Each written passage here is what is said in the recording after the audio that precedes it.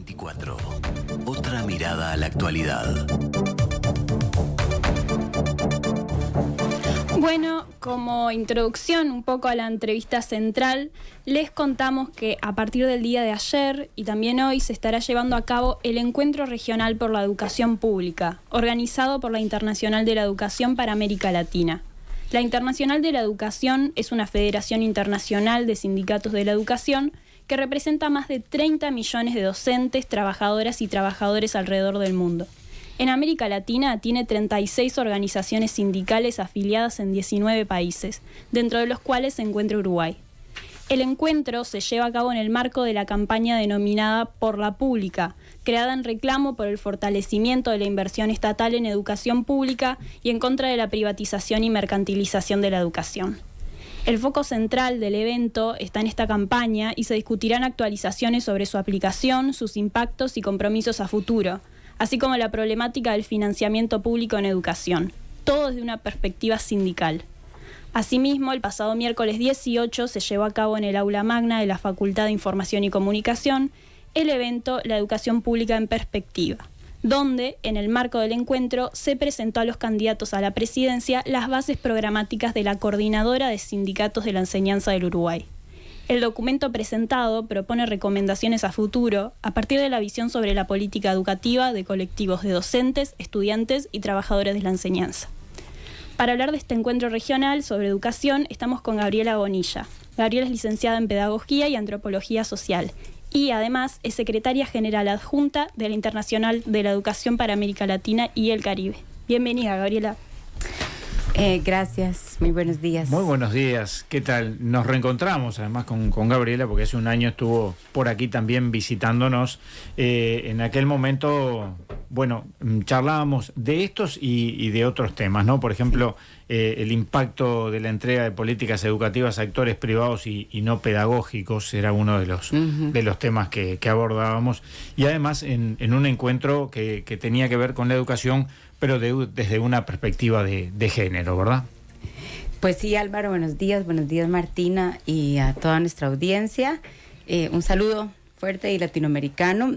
Sí, hace un año discutíamos esta tendencia que seguimos observando. No traemos, digamos, noticias distintas por ahora de los gobiernos de América Latina de gobernar la política educativa, ya sea en el modelo alianza público-privada o incluso entregando la gestión de la educación pública en manos privadas o de fundaciones, de ONG. Esto lo hemos visto en América Latina. Y en aquella ocasión, Álvaro, también conversábamos de esta forma de haber naturalizado que haya actores no pedagógicos desde bancos e instituciones financieras internacionales hasta ONGs y en muchos países, incluso sectores religiosos, claro. Usando los espacios de definición de para dónde va la política educativa. Eso sigue. Eso sigue tal cual. No se ha modificado. No se ha modificado, incluso se ha profundizado. Entonces les cuento un poquito a propósito de que Martina ya contaba que estábamos acá en una reunión regional. Hay presencia de organizaciones sindicales de 11 países de América Latina, apoyando además el lanzamiento que hizo la Coordinadora de Sindicatos de Educación del Uruguay de estas bases programáticas en ocasión de la campaña electoral. Estamos apoyando además esta campaña de 6+1 del PIB para educación. En esta reunión estamos analizando dos elementos clave. Por un lado, que los países han asignado presupuestos públicos a la educación, pero no se están invirtiendo necesariamente en la educación pública estatal. ¿Qué vemos? Que hay una cantidad de fondos públicos importantes dirigidos a la compra de servicios a sectores privados, y esto lo ves en todos los países, ¿cierto? O sea, si vos vas, uno de los casos más dramáticos, invito a la gente del Uruguay voltear la mirada hacia Colombia, e irnos alertando de algunas formas muy sofisticadas de negocios con fondos públicos. En Colombia, la Ley Nacional de Participaciones obliga a los departamentos, que serían como las provincias acá. Sí, los departamentos, ¿no? Sí, los departamentos, a comprar servicios educativos a actores no estatales. Es decir, la ley está diseñada para generar ese lucro. Y lo hemos visto repetidamente en una cantidad de países donde lo que ves es ya instalada una cultura de más de 30 años de compra sistemática de servicios que van desde la administración de centros educativos y en los últimos años la formación docente, ¿sí? La actualización profesional docente, la generación de documentos y contenidos incluso. Y la gran pregunta entonces es, ¿por qué los gobiernos de América Latina han naturalizado la entrega, digamos, de la soberanía pedagógica en nuestros países? Es ¿sí? como privatizar la educación pública, es como un contrasentido lo que estoy diciendo, pero es parte de lo que pasa. Sí, es privatizar la educación pública, es destruir el sentido de lo público, de la educación, es además no ver claramente, ayer lo decían unos compañeros, lo que sí está viendo la derecha centro latinoamericana, que es no ver claramente cómo la educación es una herramienta de disputa cultural, hegemónica, etcétera. Entonces nuestros ministerios de educación, secretarías de educación, autoridades, han ido naturalizando, bueno, ese cogobierno. ¿Qué estamos discutiendo acá? Por un lado, la necesidad de claramente aumentar la inversión, pero que esa inversión sea para garantizar la educación pública gestionada por el Estado, ¿sí? Entonces, tiene que ver también con detener formas de participación privada en el diseño de la política educativa, porque entonces encontrarás actores que se sientan en la mesa y veremos casos, por ejemplo, como el de Perú, donde el Consejo Nacional de Educación tuvo sentado como consejero a Ramón Barúa, que es a su vez, digamos, directivo de un oligopolio de bancos como es Intercorp, que además es dueño de oligopolios educativos.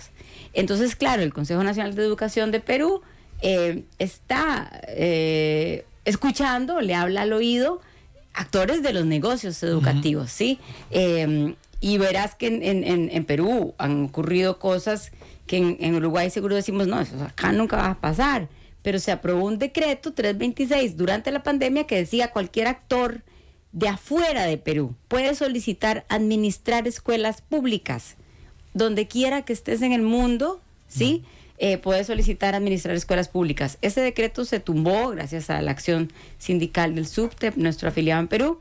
Pero acá lo que te queda claro es, tenemos ministerios de educación que no están entendiendo la realidad pedagógica y más aún, tenemos ministerios de educación que no están entendiendo el valor del trabajo docente y la relación, ¿sí? De la fuerza docente y laboral docente. ¿No lo entienden?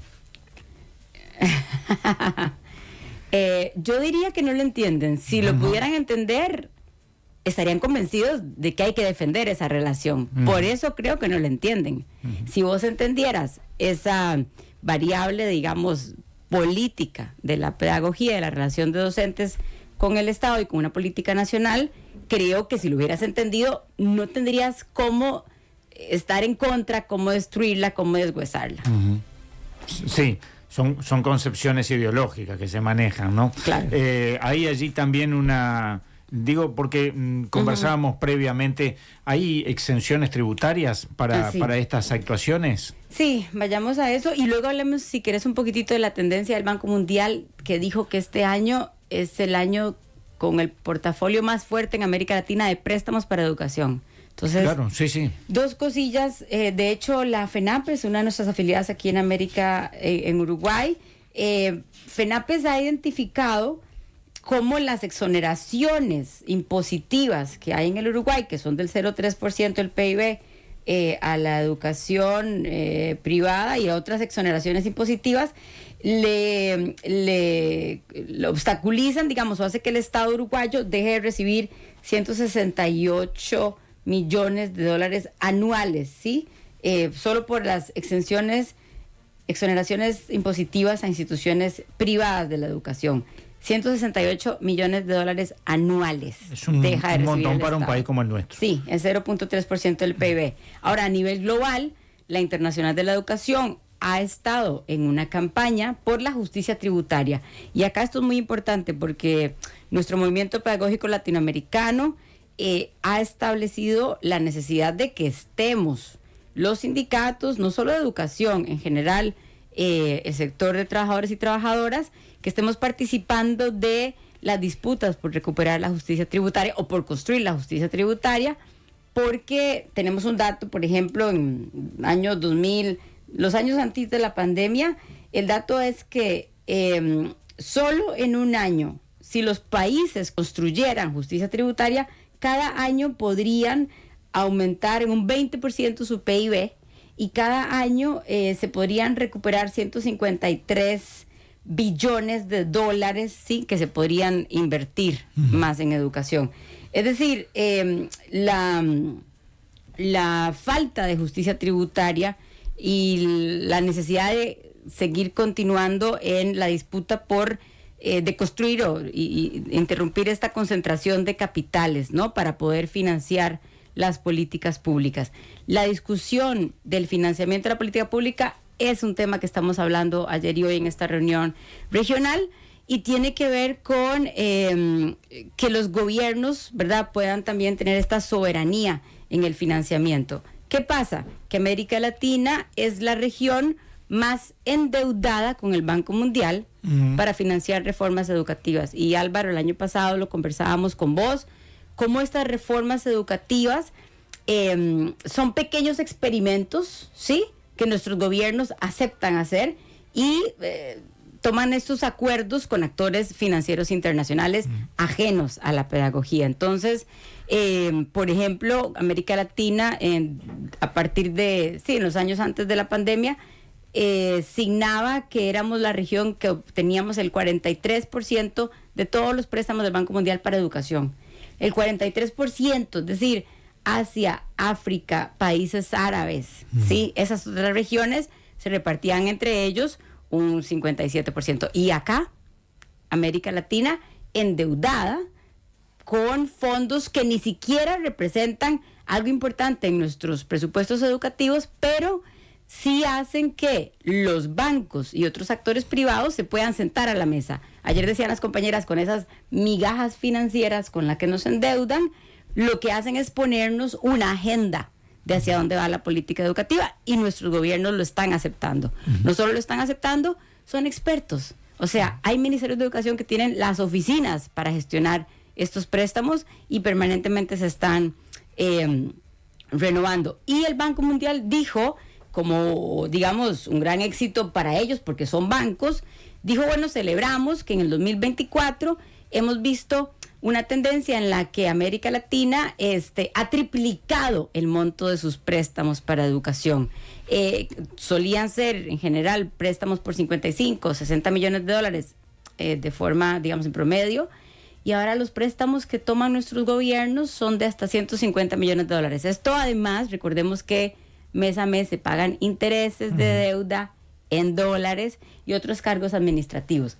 Entonces, tenés una región altamente endeudada, aceptando proyectitos, pero que terminan siendo reformas profundas en nuestros sistemas educativos, y aceptando estos diseños que no se negocian en la mesa con los sectores de trabajadores de la educación, con los verdaderos actores que saben de pedagogía.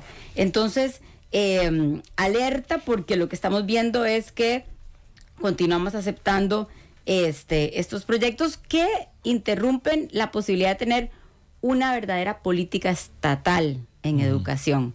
A pesar de que se la presenta como tal, ¿no? Es decir, tú sabrás que aquí en nuestro país se presentó lo que se conoció como transformación educativa, sin consulta a las partes. Es decir, por ejemplo, los y las docentes no estuvieron en esa formación, en esa transformación así llamada, se los desconoció expresamente. Se ha deteriorado notoriamente no solo el salario de los docentes, sino también las posibilidades de formación. El multiempleo pasó a ser desempleo, o sea, de un mal pasamos al otro, aparentemente por lo que han transmitido los propios sindicatos docentes.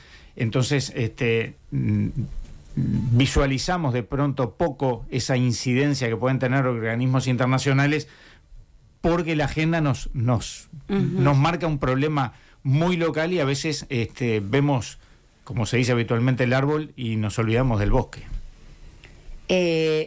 Claro, pero la disputa que tiene actualmente la coordinadora sindical, la coordinadora sindicato de la educación en Uruguay, la CCEU, tiene que ver con ver el bosque. O sea, la discusión que se está dando es para entender el sistema educativo. Bueno, justamente para eso es este encuentro regional, de alguna manera, ¿no? Sí, para eso. Y fíjate que nos sirve mucho entonces vernos y leernos en un contexto regional y decir, la transformación educativa en Uruguay no es solo acá. O sea, ¿qué está pasando en la región? ¿Cuáles tendencias veo de deshuesamiento del sistema educativo, de desvalorización del trabajo docente? Mira, vos te vas a otros países en América Latina y la narrativa es la misma. Lo público falló, los docentes son, digamos, ¿verdad? Se les criminaliza, pero incluso en informes del Banco Mundial del 2017, el informe Aprender, ves textos escritos en ese informe que dice, el sector docente se moviliza únicamente por sus intereses. ¿A quién le sirve esta destrucción social del rol del valor docente?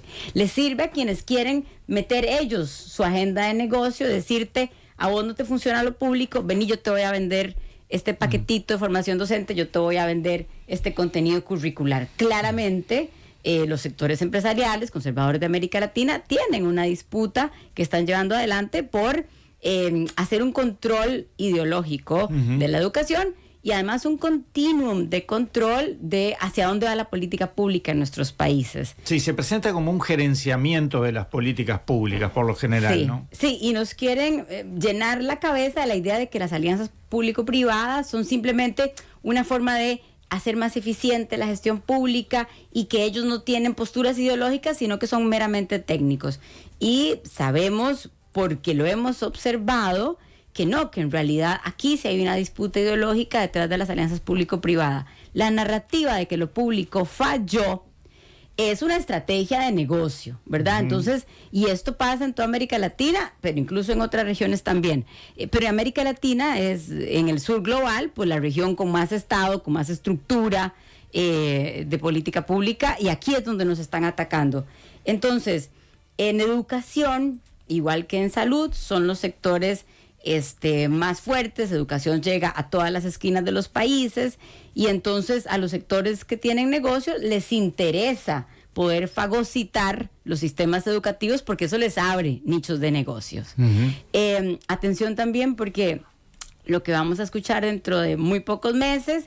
Primero un paréntesis.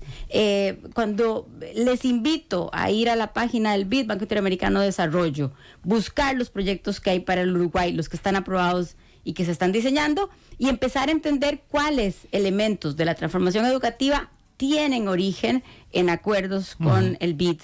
Les invito, hay documentos que están en español, se pueden descargar y leer, porque les cuento, digamos que en varios países cuando se instala la evaluación docente es a partir de acuerdos de préstamos con este banco, cuando se instalan, por ejemplo, el rediseño curricular o la reducción curricular, como ocurrió en Brasil, que se redujo a la mitad la malla curricular en la reforma de la educación secundaria, fue a través de un préstamo con el Banco Mundial. Es decir, sospechemos y tengamos la pregunta de quiénes están en este diseño y vayamos a leer lo que estamos encontrando de esos préstamos.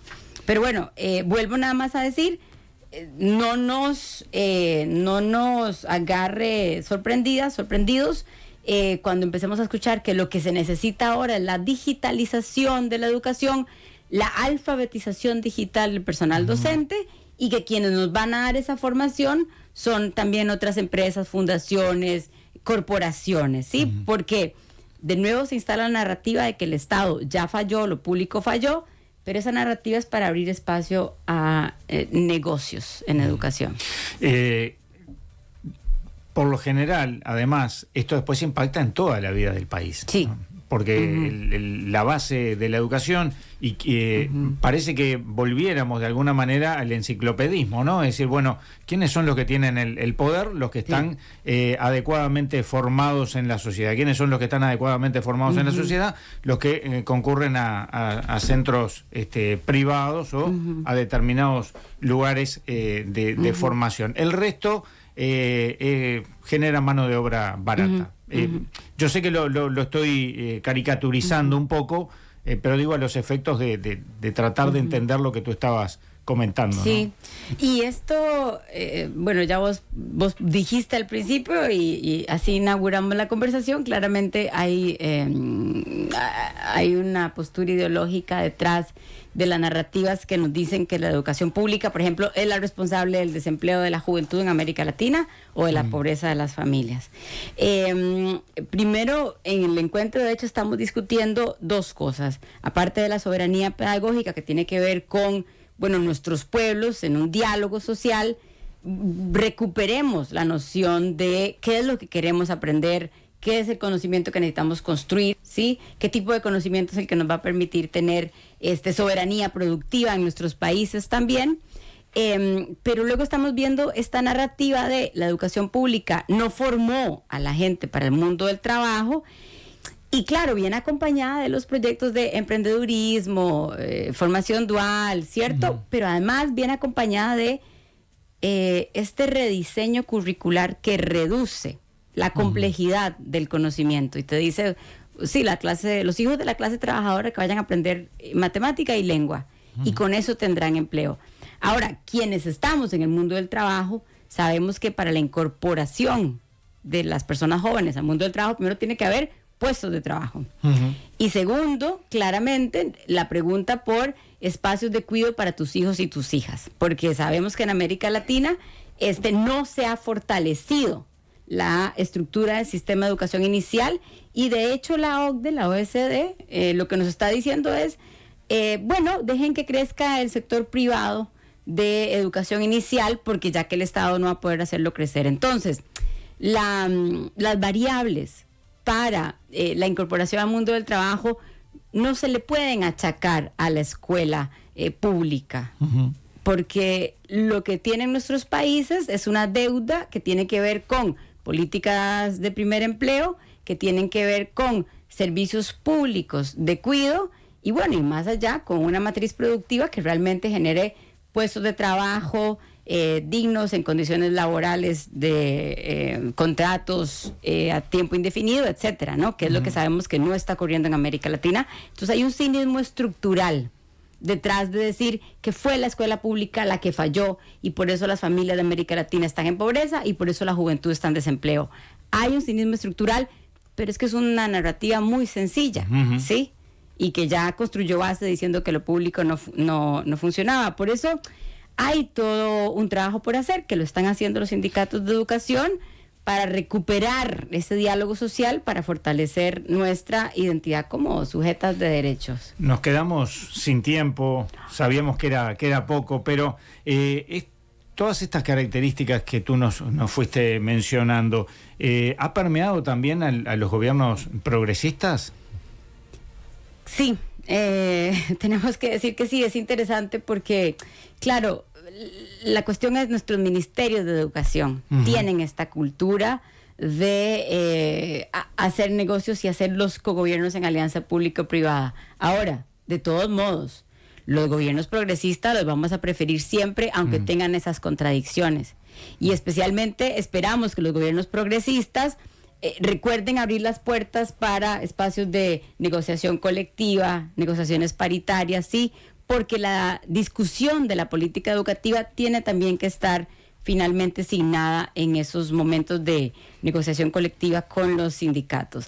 Sí ha permeado, hemos visto gobiernos progresistas, incluidos en el Uruguay, que han de hecho puesto el pie para que se inicien procesos de alianza público-privada, de compra de sectores a grupos empresariales, de compra de servicios, insistir en las evaluaciones punitivas docentes. Hemos visto que se inauguran estos procesos con gobiernos progresistas. No hemos estado exentos, pero aún así vamos a seguir apoyando a los gobiernos progresistas con todas sus contradicciones y vamos a estar exigiendo que sean gobiernos que respeten la libertad sindical, que generen espacios de diálogo.